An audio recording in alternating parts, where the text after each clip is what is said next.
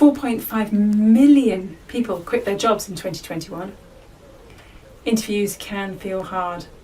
Navigating the ability to look and sound confident in your abilities and demonstrate a growth mindset, as well as willingness to be coached, can feel like a minefield.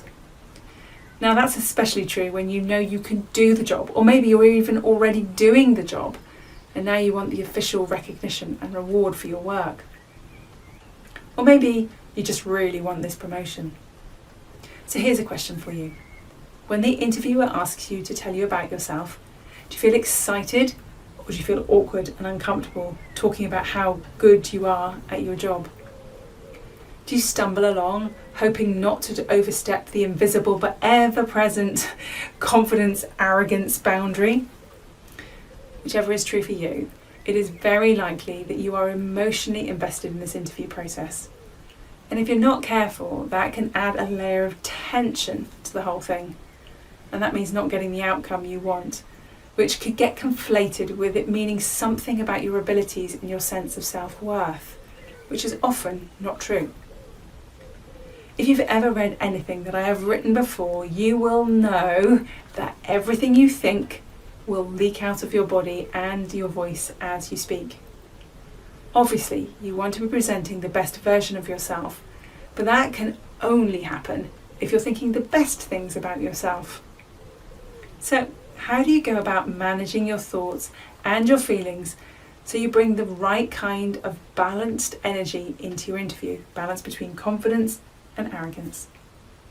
There are two ways to approach this, though, through managing your thoughts that you think, and then the management of your body.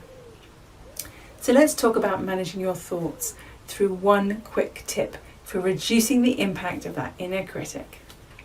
Inner critics love an interview process. It's rich pickings for new or rehashed material about your ability and your credibility. And it makes it harder for you to tap into that genuine confidence, making it more likely you'll tip over into faked overconfidence to cover up that doubt. So here's the tip.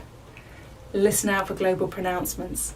Inner critics love a bit of melodrama. They go in for alls and nevers and always.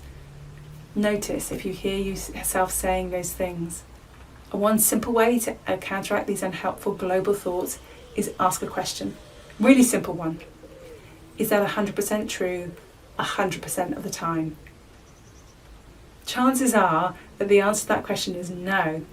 Gather any and all evidence that disrupts your inner critic's diatribe. Ask yourself, is there further evidence which disproves your inner critic's ideas? And then add that to your bank of evidence. The more concrete evidence and data you have to prove your suitability for this role, the better for quietening your inner critic and boosting your confidence. It's also important to understand that you don't need to be able to prove to the interviewer that you can do every single aspect of the job description.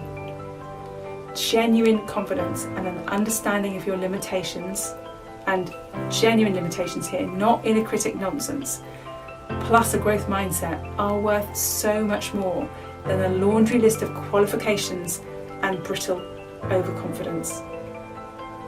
I'd love to know what your best mindset tip is for managing yourself in interviews. Take care, and we'll speak very soon. Bye now.